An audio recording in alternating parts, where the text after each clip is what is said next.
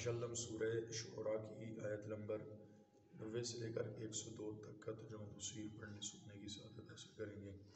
اعوذ باللہ من الشیطان الرجیم، بسم اللہ الرحمن الرحیم۔ وَأُزْلِفَتِ الْجَنَّةُ لِلْمُتَّقِينَ وَبُرِّزَتِ الْجَحِيمُ لِلْغَاوِينَ وَقِيلَ لَهُمْ أَيْنَ مَا كُنْتُمْ تَعْبُدُونَ مِن دُونِ اللَّهِ هَلْ يَنْصُرُونَكُمْ أَوْ يَنْتَصِرُونَ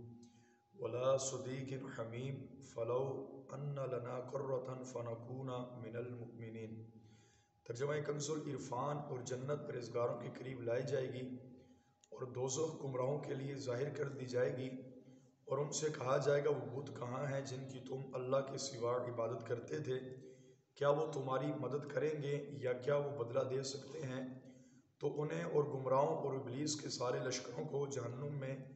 اوندے گرا دیا جائے گا۔ وہ گمراہ کہیں گے اس حال میں کہ وہ اس میں باہم جھگڑ رہے ہوں گے، خدا کی قسم بے شک ہم کھلی گمراہی میں تھے جب ہم تمہیں تمام جہانوں کے پروردگار کے برابر قرار دیتے تھے، اور ہمیں مجرموں ہی نے گمراہ کیا، تو اب ہمارے لیے کوئی سفارشی نہیں اور نہ ہی کوئی غم خوار دوست ہے۔ تو اگر کسی طرح ہمارے لیے ایک مرتبہ لوٹ جانا ہوتا تو ہم مسلمان ہو جاتے۔ ابراہیم علیہ السلام نے قیامت کے دن رسوائی سے بچنے کے لیے جو دعائیں مانگی ہیں، اس کے بعد اس دن کے کچھ اوصاف بیان کیے گئے ہیں جن کا ذکر اس اور اس کے بعد والی 12 آیات کریمہ میں کیا گیا۔ نمبر 1 کہ قیامت کے دن جنت سعادت مندوں کے قریب کر دی جائے گی، اور وہ جنت کی طرف دیکھیں گے اور اس میں موجود طرح طرح کی عظیم و شان نعمتوں کا مشاہدہ بھی کریں گے، اور اس لیے خوشی ہوگی کہ اس میں ان لوگوں کو جنت میں جمع کیا جائے گا، جبکہ حق کے راستے سے گمراہ ہو جانے والے بدبختوں پر جہنم قیامت والے دن ظاہر کر دی جائے گی۔ وہ اس میں موجود ہر طرح کے احوال دیکھیں گے، انہیں اس بات کا یقین ہو جائے گا کہ اب انہیں جہنم میں ڈالا جائے گا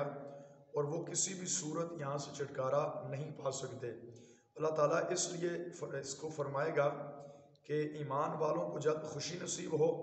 اور جہنم کو اس لیے ظاہر فرمائے گا کہ کافروں کو جلد ہی غم مل جائے۔ کافروں کے ان کے کفر و شرک پر ڈٹے ہوئے سختی سے کہا جائے گا کہ تمہارے وہ معبود کہاں ہیں جن کی دنیا میں تم اللہ کے سوا عبادت کرتے تھے پتھروں کی، اور ان کے بارے میں یہ گمان رکھتے تھے کہ وہ تمہاری شفاعت کریں گے، تو کیا وہ اللہ کے عذاب سے تمہاری مدد کریں گے؟ تو فرمایا اس وقت کافروں کو بھی پتہ چل جائے گا کہ یہ بت اب ہماری مدد نہیں کر سکتے۔ بت اور ان کے پجاری اور ابلیس کے سارے لشکر اندھے کر کے جہنم میں گرا دیے جائیں گے۔ یاد رہے کہ بت جہنم میں عذاب پانے کے لیے نہیں بلکہ اپنے پجاریوں کو عذاب دینے کے لیے ان بتوں کو یعنی پتھروں کو جہنم میں ڈالا جائے گا، اور ابلیس کے لشکروں سے مراد اس کی پیروی کرنے والے ہیں، چاہے وہ جن ہو یا انسان ہو،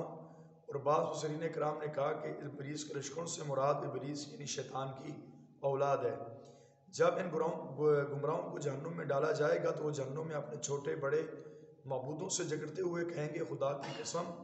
ہم کھلی گمراہی میں تھے جب ہم تمہاری عبادت کرتے تھے اور تمام جہانوں کے پروردگار کی عبادت کو ہم چھوڑے بیٹھے تھے۔ مذکورہ بل آیات سے معلوم ہوا کہ قیامت کے دن نیک صالح اور پرہیزگار مسلمانوں کی دوستی دوسرے مسلمانوں کو کام آئے گی، اور وہ قیامت کے دن انتہائی سخت ہولناک دن میں مسلمانوں کی غمخواری اور شفاعت بھی کریں گے، جیسا کہ اللہ تبارک و تعالیٰ نے قرآن کریم میں ارشاد فرمایا پرہیزگاروں کے علاوہ اس دن غیر دوست بھی ایک دوسرے کے دشمن بن جائیں گے۔ جابر بن عبداللہ رضی اللہ عنہ فرماتے ہیں نبی پاک علیہ السلام نے فرمایا جنتی کہے گا میرا فلانا دوست کہاں ہے، اس کا کیا حال ہے، اور وہ دوست گناہوں کی وجہ سے جہنم میں ہوگا، تو اللہ تبارک و تعالیٰ فرمائے گا اس کے دوست کو نکالو اور جنت میں داخل کرو، تو فرمایا وہ اپنے نیک دوست کی وجہ سے جہنم سے نکل کر جنت میں داخل ہو جائے گا۔ حضرت حسن بصری فرماتے ہیں ایماندار دوست بڑھاؤ کیونکہ وہ بروز قیامت تمہاری شفاعت کریں گے۔ لہذا مسلمان کو چاہیے کہ وہ نیک اور پرہیزگار مسلمان ہی کو اپنا دوست بنائے، فاسق اور فاجر لوگوں کی دوستی سے بچتا رہے۔ ابو ہریرہ فرماتے ہیں نبی پاک علیہ السلام نے فرمایا